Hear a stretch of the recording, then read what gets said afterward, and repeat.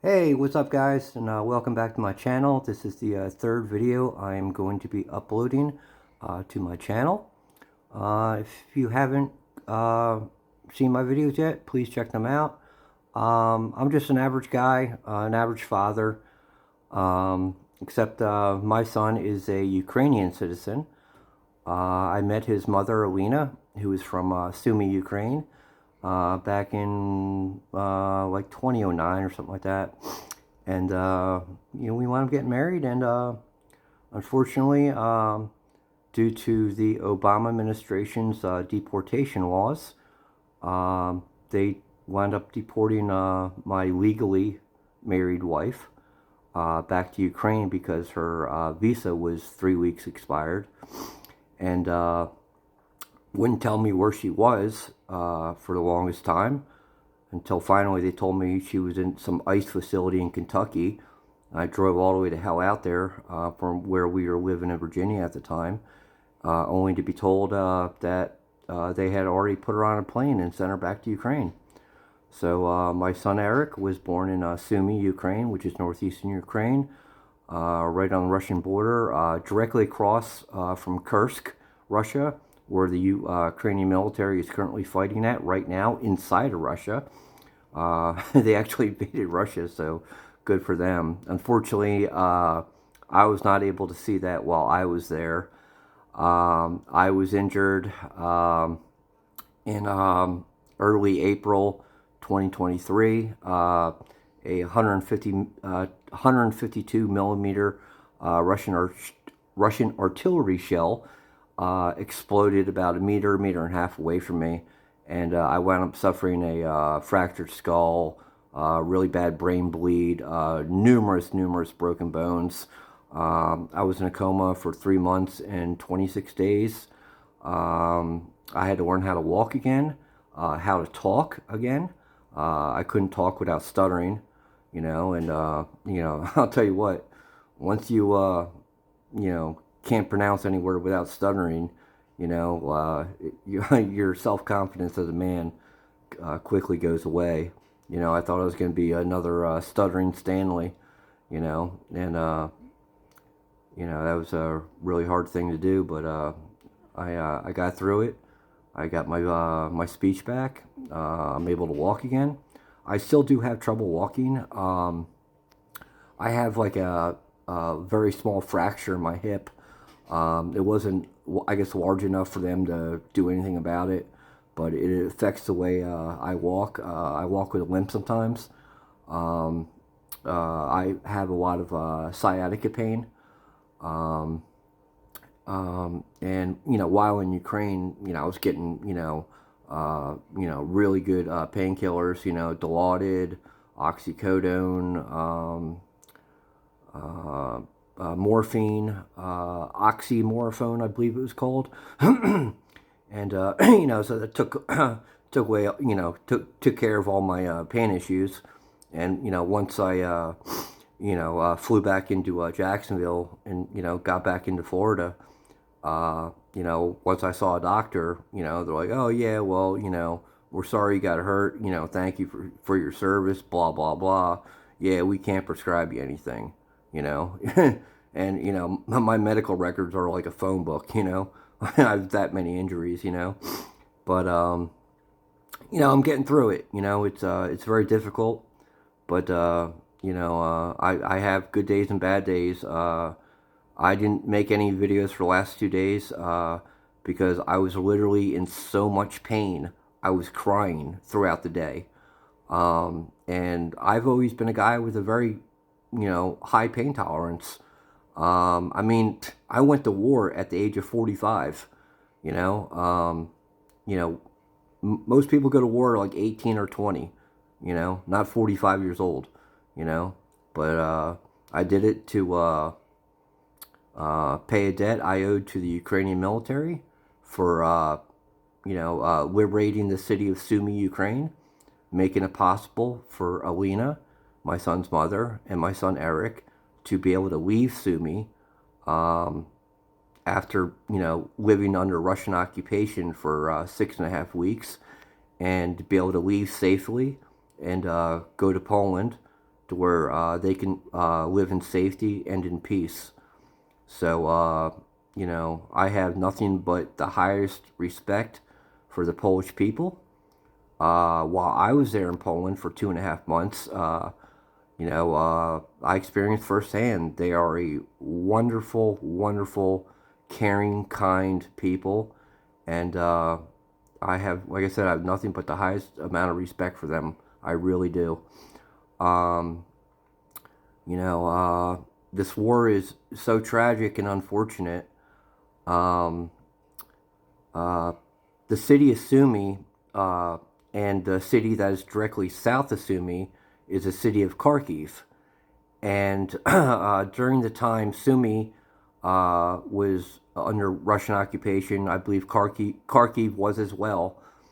And the Russians forcibly deported 380,000 Ukrainian women and children and put them on freight trains and sent them to Far Eastern Russia. This is why the European International Criminal Court, which is, I believe, called The Hague, that is why they put out an arrest warrant for Vladimir Putin. These Ukrainian women and children were not, you know, they were sent to Far Eastern Russia and put into political re-education camps where they are stripped of their Ukrainian ethnicity, of their beliefs and their cultures, and they're forced to adopt the Russian culture, and they're banned from speaking Ukrainian. They can only speak they can only speak Russian. And, you know, the funny thing is, you know, Putin goes on TV all the time saying that Ukrainians are depriving, you know, ethnic Russians in Ukraine from speaking Russian.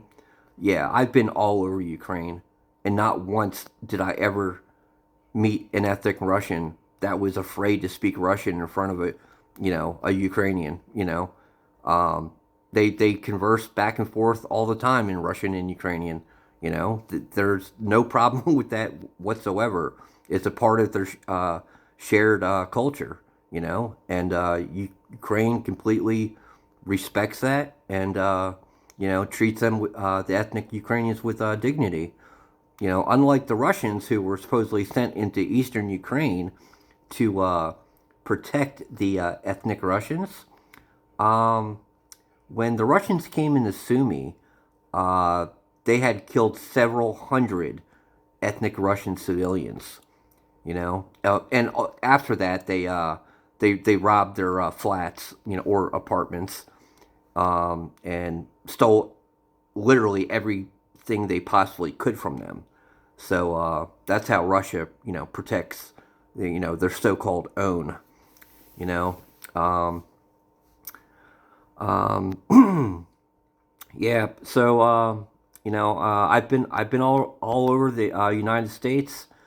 Only places in Europe I've been is the Poland and Ukraine. You know, like I said, I missed out on the Ukrainian invasion of Russia. That's something I know I would have absolutely loved to do. You know, and while I was there, I used to joke about that, you know, with a lot of the Ukrainian guys. I'm like, guys, you know, we got tanks, you know, we got BMPs, you know, we got PKMs, you know, RPG 26s, RPG 32s, we got M290s, you know, we got HIMARS. I'm like, bro, let's just go invade Russia, you know? And they look at me and start laughing, you know, oh, Maniac, Maniac, you're so crazy. My call sign was Maniac, because while on the front lines, while fighting in the trenches, I was known to jump up out of the trench and go storm a Russian position by myself. I would have my AK-74 with me, and you know, I would go storm a position that had, you know, anywhere from 2 to, you know, 3, maybe 4 at the most, you know, orcs, which are the Russian invaders. We call them orcs. Um, you know, they were huddled down in their position, and I go storm them on my own.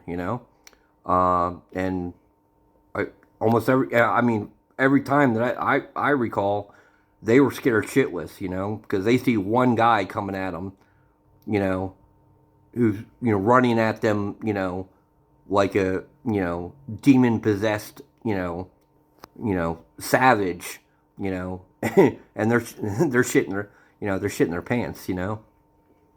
So I was very easily able to neutralize, one or two of them, and just take the other two prisoner.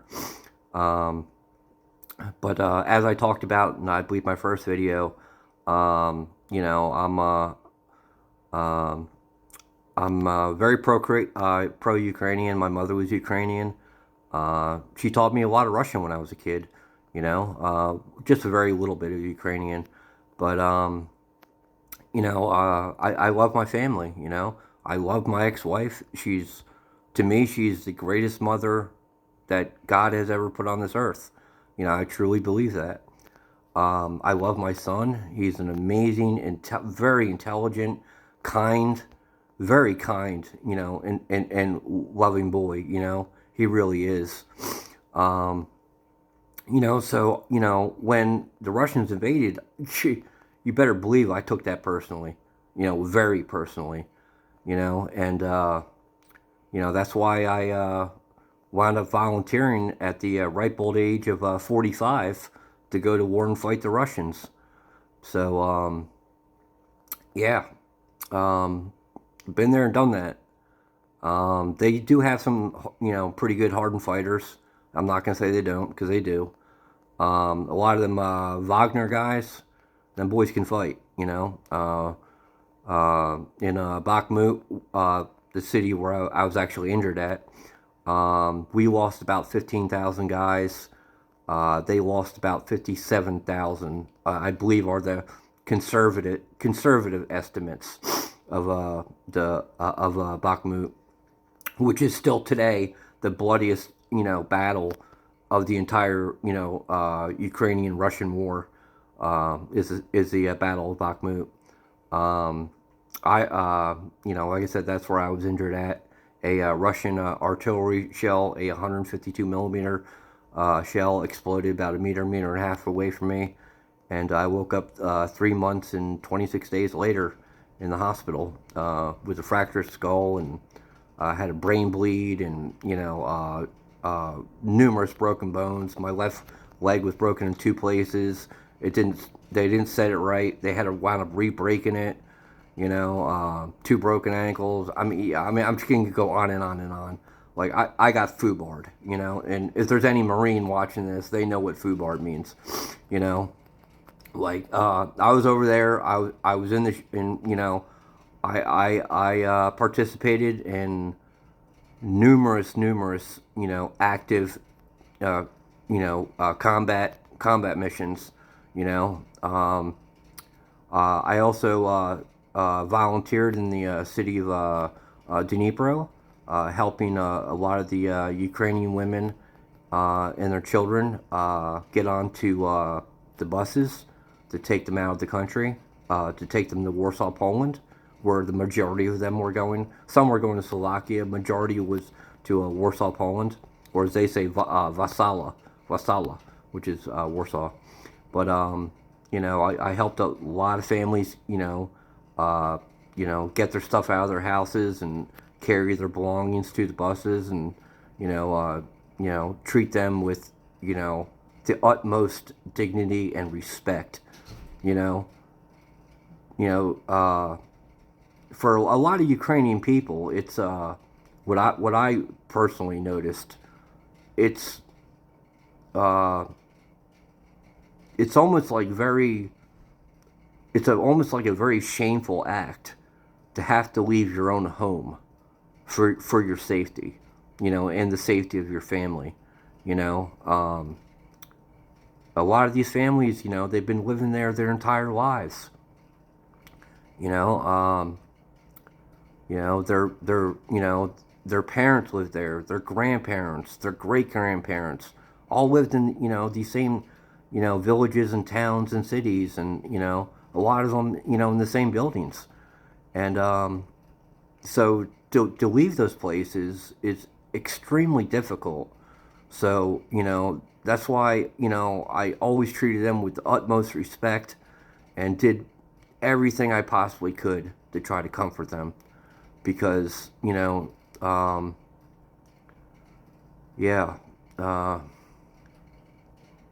Also,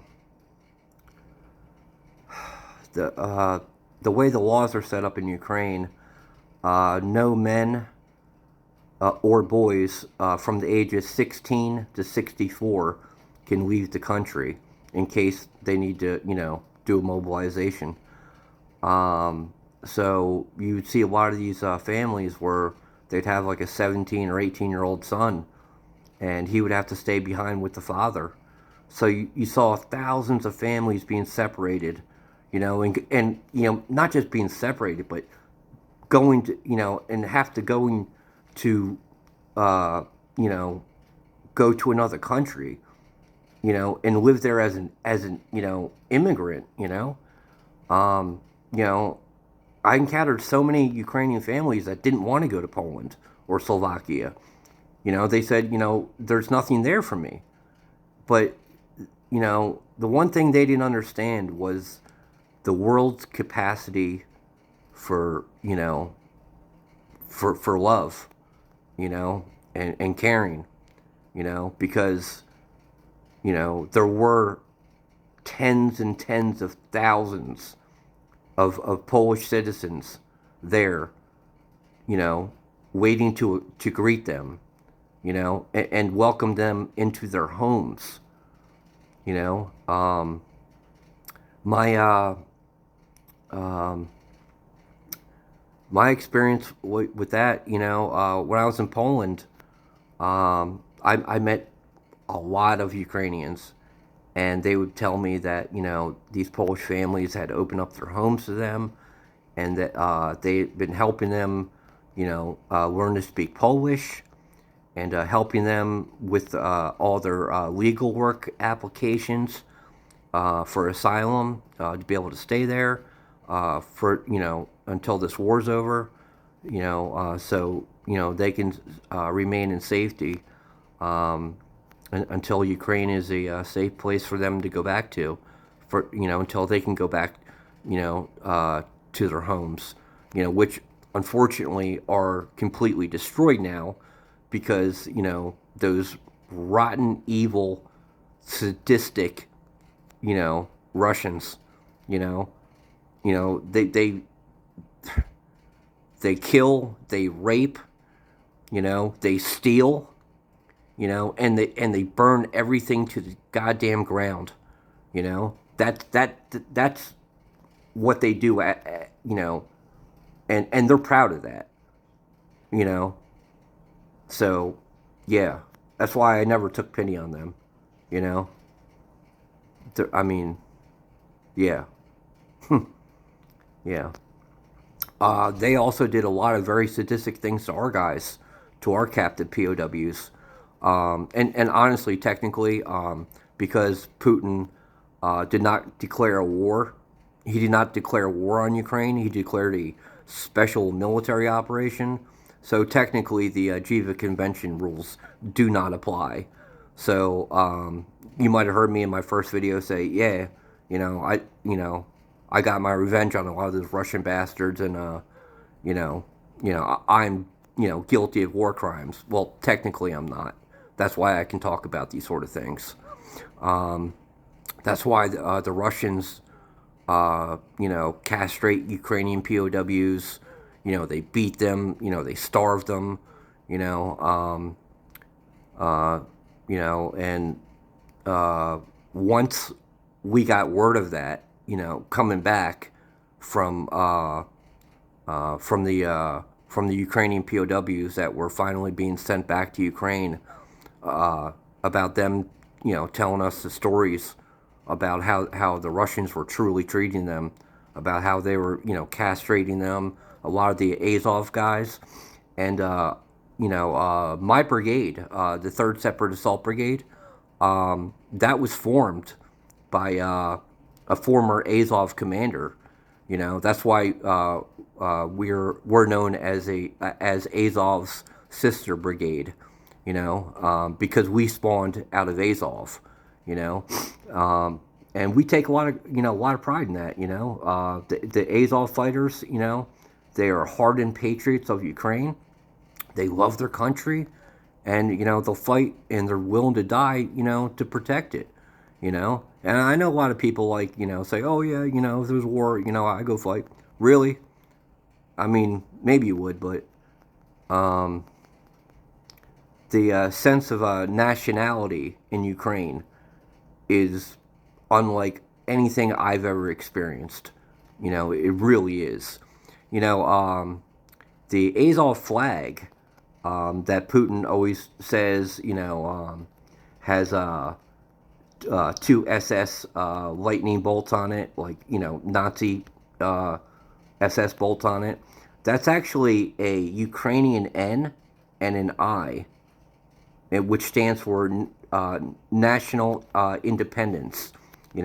Their national independence away from Russia.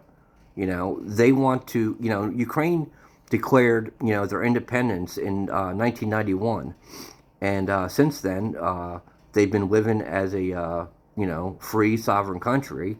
Unfortunately, their politics, up until the start of this war, were absolutely plagued with you know Russian pro Russian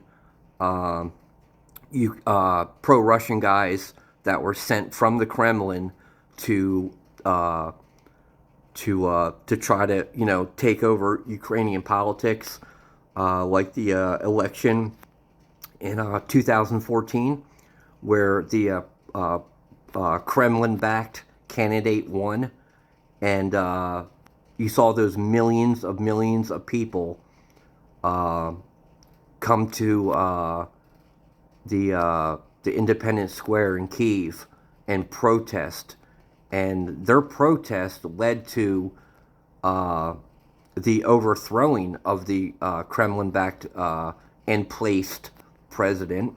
He was just a stooge for Putin. That's all he was. And they got him out of there, and they put their own candidate in.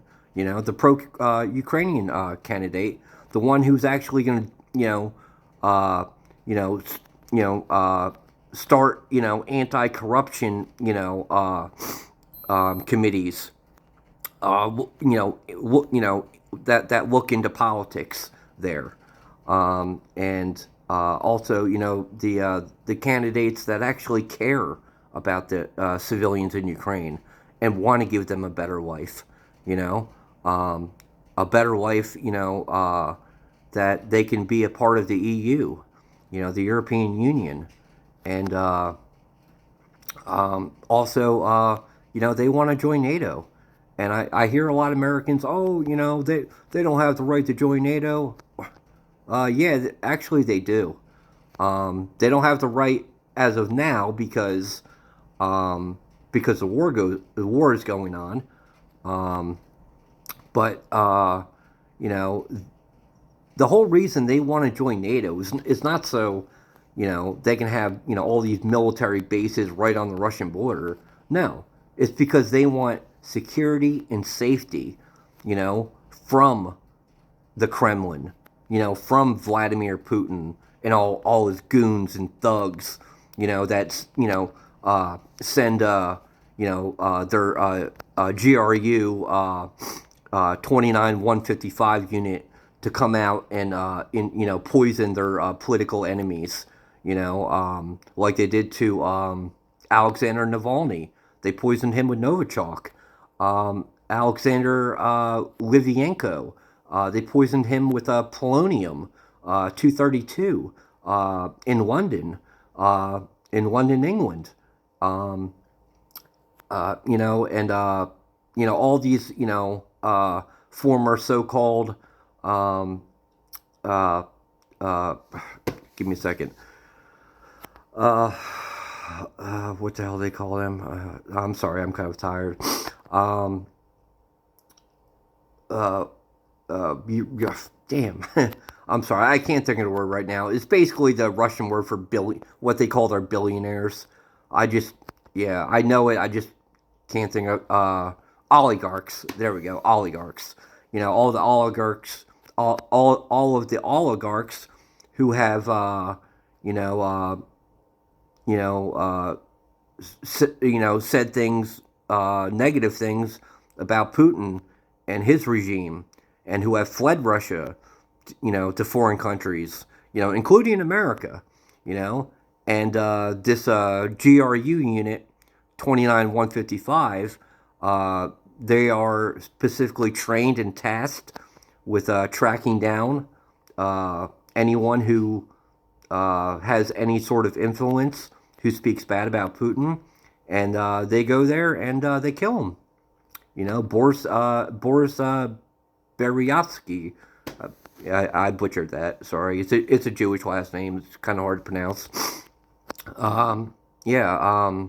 But also, they poisoned. What was it? Viktor Yushchenko, one of the Ukrainian presidents. Putin had poisoned. He poisoned another another country's president.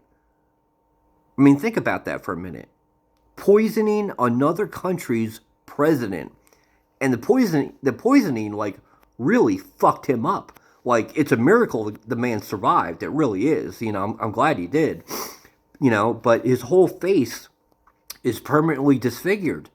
I don't know exactly what type of poison they used on the Ukrainian president. I don't know if it's Novichok or what. Russians seem to love that one, so maybe that was that.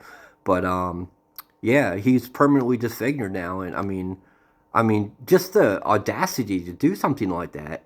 I mean, like, can you imagine, like, if uh, you know, King Charles or whatever came over and poisoned Biden or Trump? You'd be like, what the fuck? I mean, that's literally, what Putin had done to the uh, president of Ukraine. I mean, you can look that up. Real shit. But yeah, so I mean, my life is constantly, involved with, you know, keeping up with, uh, Ukrainian war updates. You know, um, it's a miracle I survived going over there and volunteering. Apparently I died twice on the way to the hospital. I died one more time while I was in the hospital. Apparently I died for like 8 minutes, and they already put the sheet over me, and I woke up. I mean, I don't know how. I mean, I guess God wants me here for some reason. I don't know the reason. Maybe it's to be a father to my son. You know, um, I just wish my oldest brother, didn't take his hatred of Ukrainians out on my son. I mean, that is so evil and cruel to do. My brother hates Ukrainians. Everything about Ukrainian life is like, oh, Zelensky's a warlord and blah blah blah blah blah blah blah. Doesn't know anything about the Ukraine's military, or their national independence movements, their fights and their struggles against the oppressive Russian military, against the Kremlin, and them standing up for themselves and fighting, for the right, for their own freedom. you know I mean, he doesn't know anything about that. He just, oh, look, Russia's, sending in, this, and oh, Russia's taking all this ground, blah blah blah. Yeah, that's ground that's already been permanently destroyed. I mean, there's not a building left standing, that's worth anything more than 2 cents. It's just, complete and utter destruction. So what if Russia gained 300, kilometers in the last 2 weeks?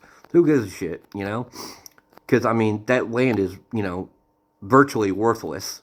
I mean, the Donetsk region does have a lot of like coal mines and some natural gas spots there. Um, they have a lot of mining for uh,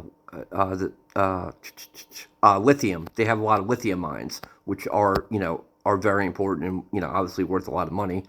Um, but and Russia just wants that area so they can have an access to the Black Sea, to the because when it was the Soviet Union, Crimea. That's why they took over Crimea back in 2014 because Crimea was the Soviet Union's only warm water port for their navy. Their only other access to the sea was through the North Sea, which is frozen 9 months out of the year, or all the way over on the other side of the country, which is monitored by China and Japan, and nobody, like nobody really lives out there.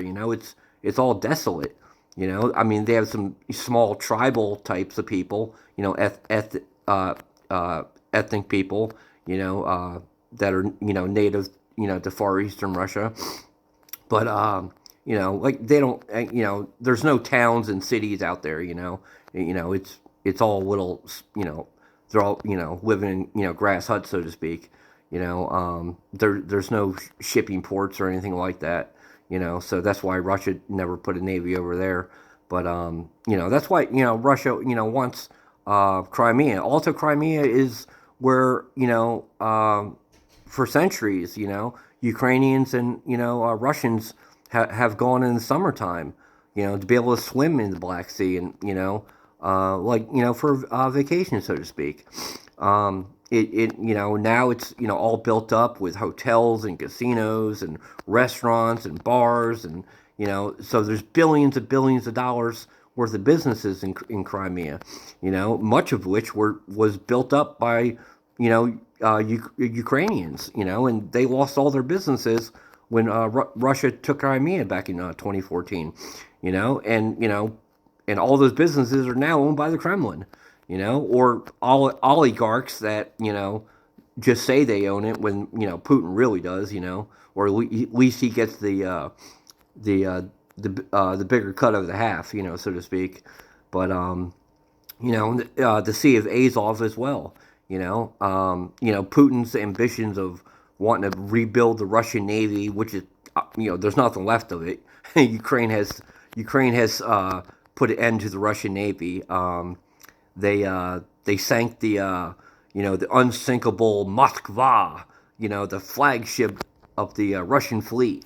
It took an entire battleship, to try to order like a couple of Ukrainian soldiers on Snake Island to surrender, and they responded with the famous words "Idi nakoi, Ruski suka," go fuck yourself, you Russian bitch, and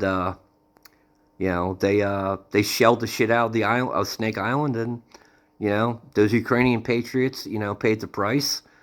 Those are men I truly admire. He's staring down the guns of a freaking battleship. You tell them to go fuck themselves. I mean, hey, but that's the Ukrainian spirit. The fighting Cossack spirit. Um,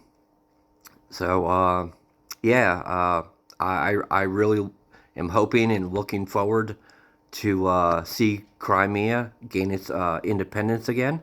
I really hope that happens. A guy who I was very, very close to. His name was Ruslan. I served with him in Ukraine. He was originally from Crimea, and he had to leave his wife and children behind because he had a bunch of pro-Ukrainian tattoos all over his body. He couldn't miss it. And he was a Tatar, which are traditionally Muslim, ethnic Muslims from that area, but he was actually Christian, and he told me that the only one thing he wanted to see, before he died was for Crimea to regain its independence, so he could go there and live, peacefully with his wife, and his children again in Crimea. And unfortunately, Ruslan was shot several times, and he, sorry. Fuck. Ruslan died in my arms.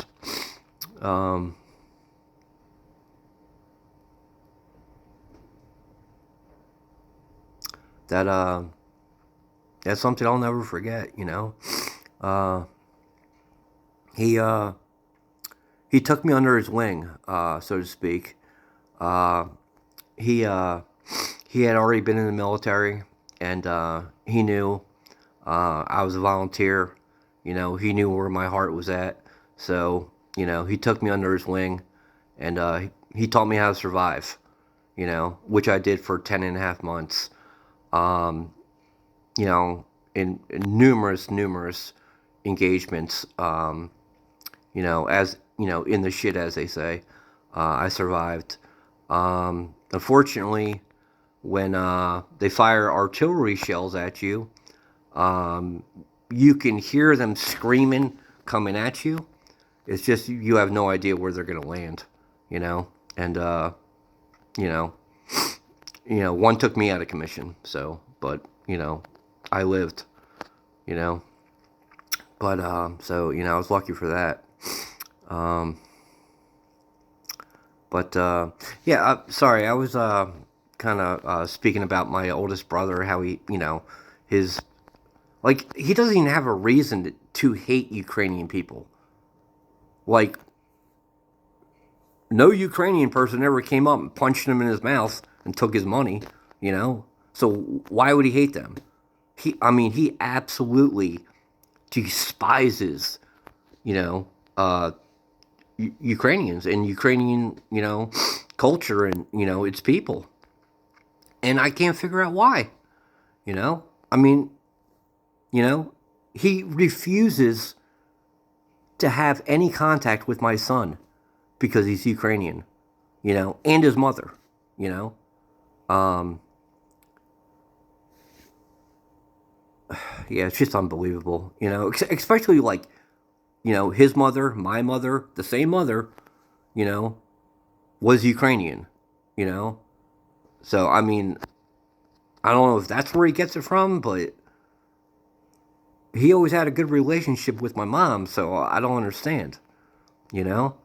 I'm just very deeply hurt that, he would take his ignorance and his stupidity and, unfounded, hate out on my son and his mother, you know. Um, there was only a small window uh, after Alina and Eric got to Poland where my son's passport was still valid. And I had asked my brother, I said, can I bring Alina and Eric here? And, I said, they'll stay in the back bedroom with me, and I'll move out within a couple months and get my own place. I just, need to have them here for a couple months, you know. And he's like, absolutely not. Fuck that. You're not bringing in fucking refugees into my house. But I'm like, dude, that's my fucking son and his mother. Calling them fucking refugees. Just because their fucking country was attacked by fucking, a former superpower, by the world's, fucking, the world's second army, as they say, you know. So it's their fault, So because his refusal on that, I wasn't able to bring my son here to the States. If I would have been able, to do that, if he would have said, yeah, sure, hey, I totally understand. That's your son. I get it. You're a concerned dad. You got to look out for his mom too. You know what I mean? Bring her here, make sure she's safe, and Eric and all that. If you would have done that, like you think like any other decent brother, someone who's supposed to be your blood brother, would typically normally do. You know, I would have never had to, gone over and, volunteer in Ukraine and get injured.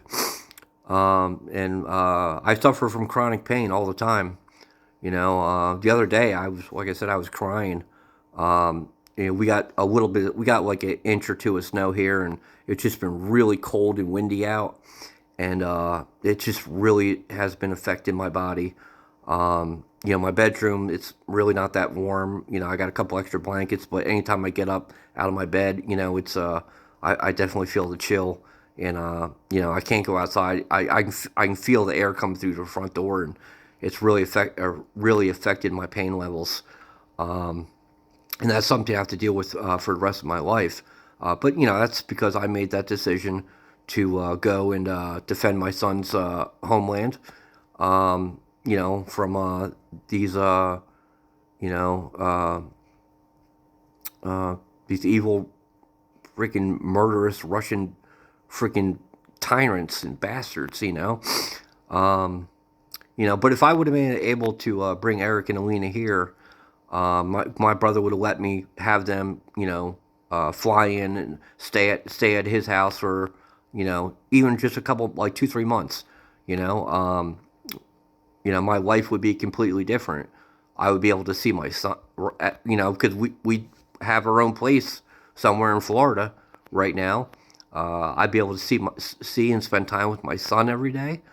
You know, and be a father in person. And that's something I'm not able to do. And I don't know. Let me think. Am I right to blame him for that? My mean and nasty, rotten, alcoholic older brother. And when I say I mean I truly mean that every word of that sentence. He is a really, truly nasty, nasty, you know, you know, just mean alcoholic. You know, he hates the world because his wife died. You know, he doesn't look at, he doesn't thank God for having the time he did to be able to spend with her when she was alive. He's not able to look at the positive things, or the positive sides to situations in life. He only focuses on the negative, which is it's not the way to live, because all that hatred and anger, it's just gonna, you know, it's gonna kill him, And I've tried telling him that, hundreds of times, and he doesn't want to listen. Blows up at even at me suggesting it to him. Yeah, I mean, but that's him. Uh, I just wish, as an uncle to my son, he would at least have, you know, wished him a happy birthday throughout the years. You know, send him a birthday present. Whatever.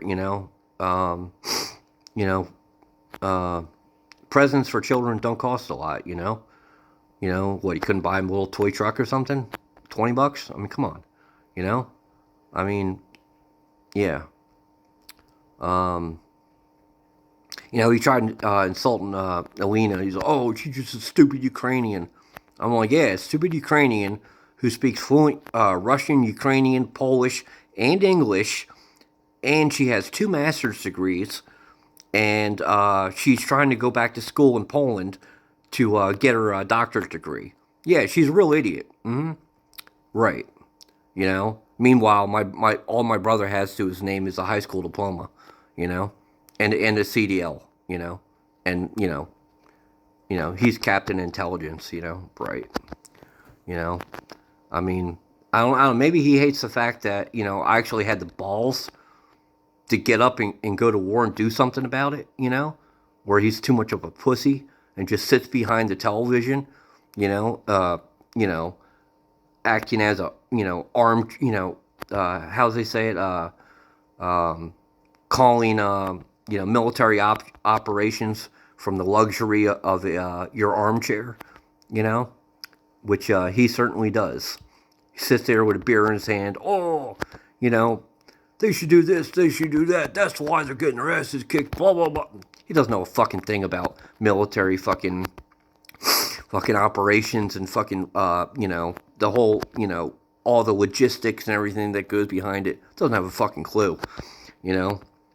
But he acts like fucking he's the fucking smartest fucking thing on fucking planet Earth, you know. In reality, he's just the fucking most ignorant fucking bastard and cruel and mean fucking person on fucking planet Earth. Well, one of them at least.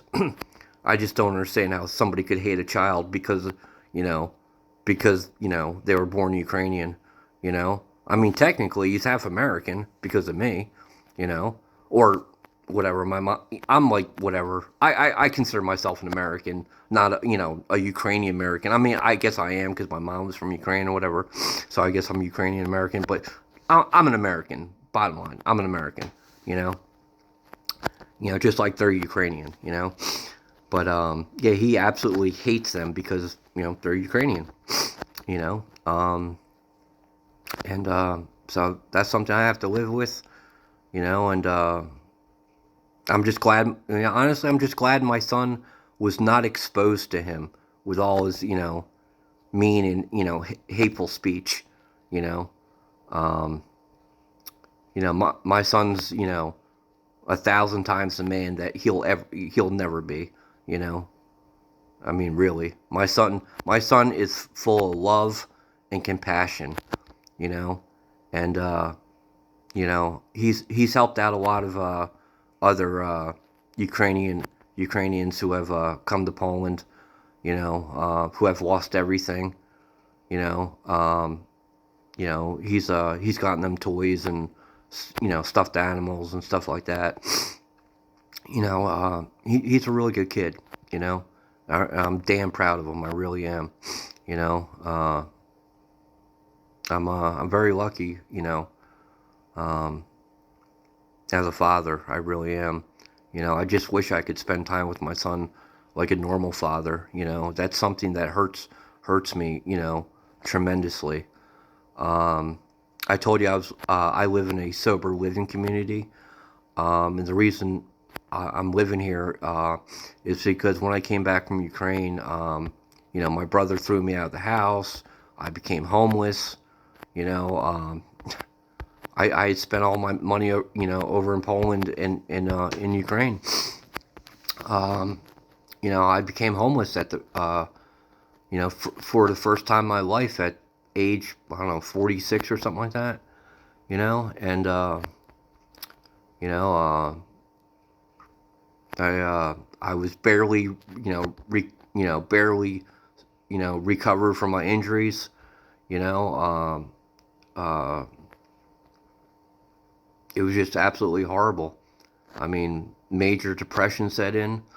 I felt like, nobody gave a shit, which they really didn't. You know, um, you know, being constantly told I can't be here, I can't be there, by the police, and you got to get up and move all your shit, to go somewhere else, and it's only a matter of time before you're gonna get kicked out of there, whether it's private property or state-owned property, can't be there, you know. Um, Being in chronic pain, from my injuries. Um, Anytime I would leave the places I was sleeping, I'd have to hide everything and also put like tarps all over it in case it rained, because it rains like almost every day in Florida. Um, just for a half hour or 45 minutes, but it rains pretty much almost every day. And all your belongings, will get soaked if you don't properly, cover them up. Um, and just, you know, not having money to eat, everyone drives by you, buys you and looks at you you know, like you're a piece of shit, And if they even knew what type of man they were, that you were,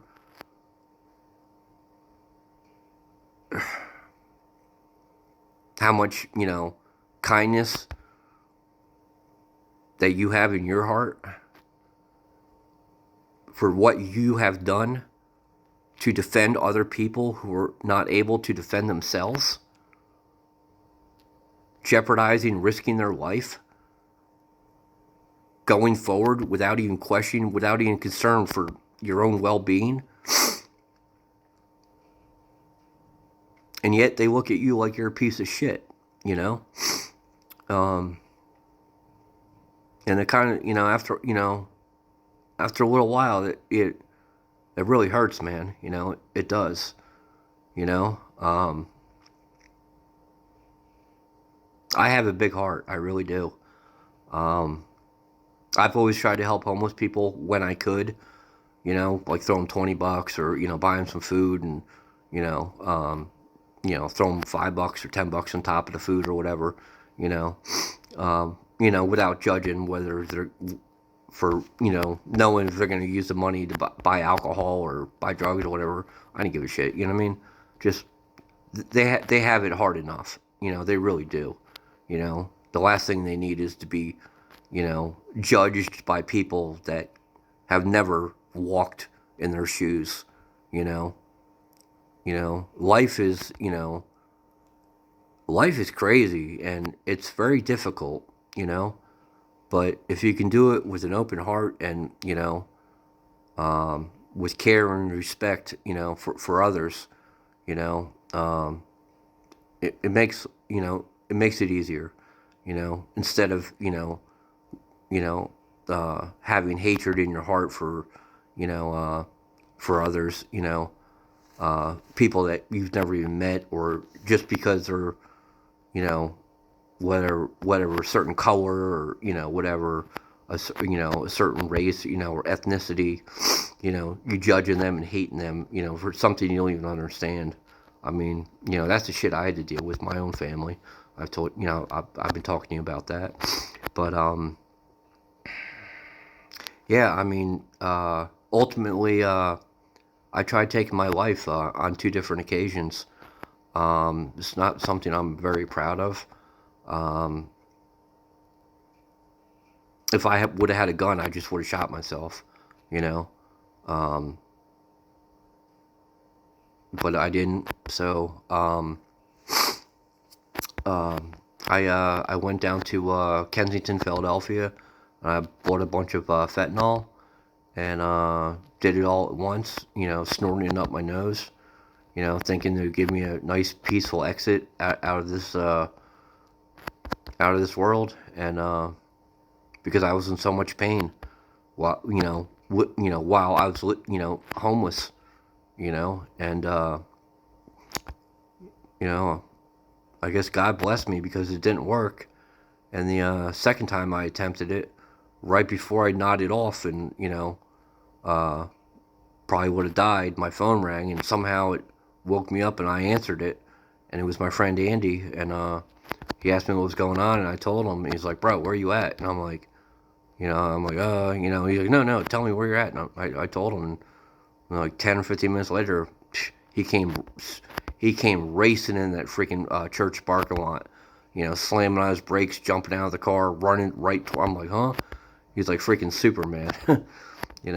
A guy that weighs like 130 pounds, running like Superman, and he had Narcan in his hand, and he shot me up with Narcan up my nose a couple times, and he physically picked me up, and I'm 245. I'm not joking. My friend Andy is like 138 pounds, I think, but it's not his fault. He has diabetes really bad. He's always been plagued with a lot of health issues. But he probably weighs like 138 pounds, soaking wet with two bricks in his pocket, No offense, Andy, if you ever see this. But, he's got a heart of gold. And he physically picked me up and put me in his car, and took me to the Horsham Clinic, where I stayed for about 3 weeks. And they got me right on a regiment of medication to get my head right. And from there, I went to the St. Luke's Penn Foundation rehab because, I used drugs, to try to take myself out. And now I'm living across the street from there at a place called the Village of Hope, which also has saved my life, by allowing me to stay here and, you know, giving me a place to live where, I mean, if I left right now, I have nowhere to go. Um, but it's like a 2-year program here, and they're going to get me hooked up with a housing voucher. So I'll be able to move into like a townhouse when I get out of here. Apparently, got to have like a roommate, but I already have a roommate here. Well, actually, my roommate just freaking left in the middle of winter.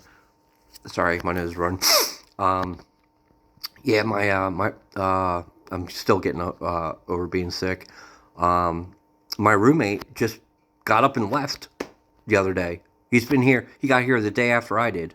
This guy Mikey, um, you know, uh, big white dude, bald head, real physically intimidating looking, but super nice guy, And the same thing. He's been going. He had a lot of mental health issues. He was homeless. He told me for 15 years, and down in Levittown, Pennsylvania, where he's from, and his family used to drive by him almost on a daily basis, and they would never, not once, ever stop. You know. So I mean, yeah. So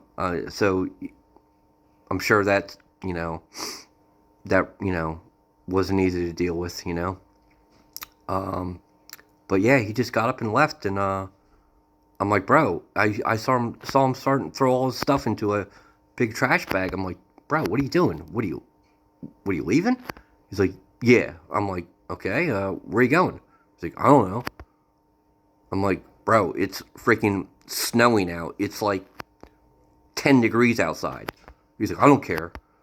I'm like, well, you're gonna care. You're gonna freeze to death. He's like, no, no, no. I told you I was homeless for like 15 years. Cold, I get used to it. Don't bother me. I'm like, okay, if that's what you think. Hypothermia doesn't matter what you think. It sets in, and then it kills you.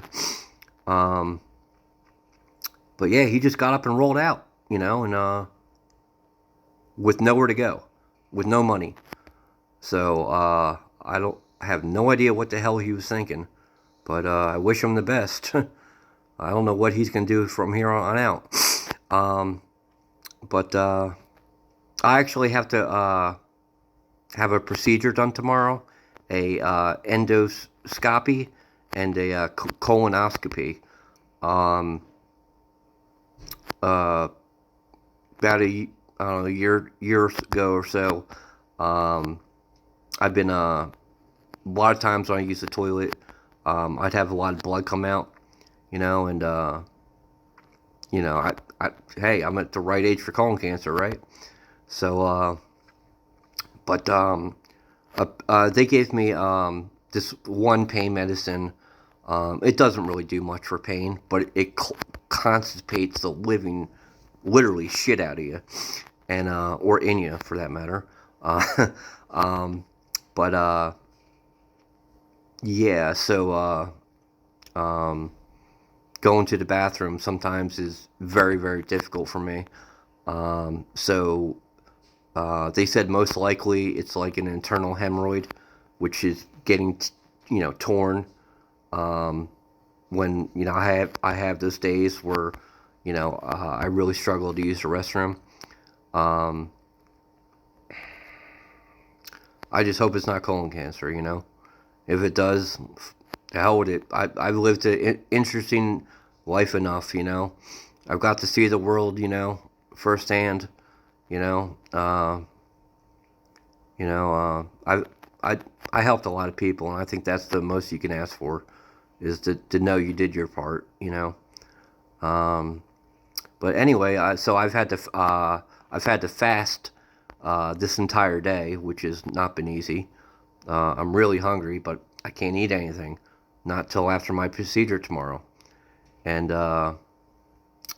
um, so my appointment's at 8:30. So I'll probably be back around noon, groggy as hell, because they put you under for that, you know. So I'll well, at least I'll know what it is, you know, good or bad, you know. It is what it is. That's the you know, that's what you know, that I mean, you gotta accept it one way or the other. So but yeah, most likely it's just, you know, like I said, you know, it's just that it's, you know, you know, highly doubtful it's colon cancer. But you know, I'm keeping my fingers crossed, and I appreciate it if you guys you know, cross your fingers for me too. You know, if that works for other people. But anyway, you know, let me know what you guys want to talk about. Like, do you guys want to hear, you know, like the engagements I was in the cities and towns in Ukraine, um, like all the things I've seen um, during that war, the things I did. I mean, I did a lot of stuff. I really did. I did a lot of good things, but I also did some really bad things. You know, and those were to the Russians that you know either didn't cooperate. You know, um, uh, they gave us a hard time, so to speak, when it probably wasn't uh, the right time to you know, sit there and call us korkals, and you know, which is a slang term for Ukrainians. It's like saying the N word for a black person, more or less. But yeah.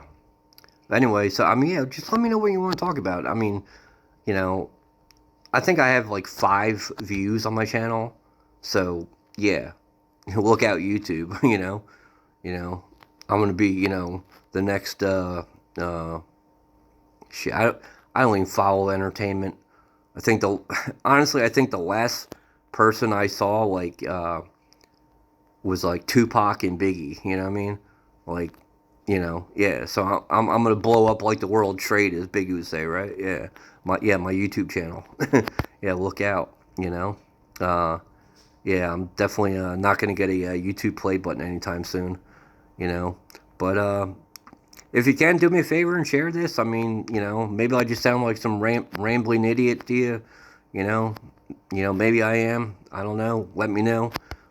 If I am or if I'm not, and you know, if my next videos give me, let me know what you want to hear about the war in Ukraine, um, about cities and states I've lived in this country, my time being homeless, how that affected me, how it made me see the other side of life. You know, um, having absolutely nothing, um, and with nobody caring for your existence, and you know, somehow I made it out of there alive for a second time in my life. Um, but yeah, let me know. And like I said, I'm willing to talk about anything. I did it in the during my time in Ukraine. You know, some things bother me a little bit, but I've come to accept them for what they are. You know, no matter how disturbing they are. You know, about you know things we did to Russians, all the wild dogs and wild boars eating our corpses in the fields and stuff like that. I mean, I've seen so much stuff. I mean, I could blow your shit. Yeah, I could blow your mind with friggin' stories I could tell you. But let me know what let me know what you think, and I'll get back to you. All right, peace out, and stay good to each other. And as always, Slava Ukraini, um, Reportam Slava, glory to Ukraine, glory to heroes. And I went from a hero to homeless, and I'm trying to get back on my feet. Um, and I need help. If you find it in your heart you want to help me, I set up a Cash App. My Cash App is Bentley, capital Bentley, capital Basset. Bentley Bassett. That's my Cash App. So if you can throw me, you know, you look out for me a little bit, man. It really mean the world to me. You know, you know, I need more pairs of pants. I only have really one pair of jeans and a one pair of sweatpants that don't fit. Um, you know, and I need other things like socks, underwear, more T-shirts. I don't have a winter jacket. Somebody gave me one, but the zipper's completely busted on it, and it's pointless. Anytime I go outside, the wind just blows the jacket open. I'm freezing my ass off. So yeah, if you're able to help, I like I said, thank you from the bottom of my heart. And um, let me know. All right, peace out.